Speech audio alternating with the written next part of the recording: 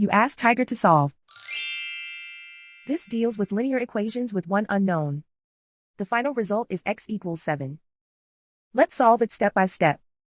Group all constants on the right side of the equation. Subtract 6 from both sides. Simplify the arithmetic.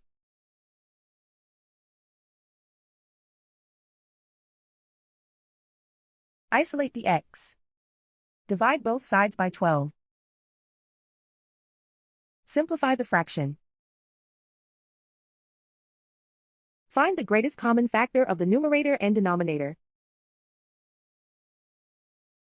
Factor out and cancel the greatest common factor.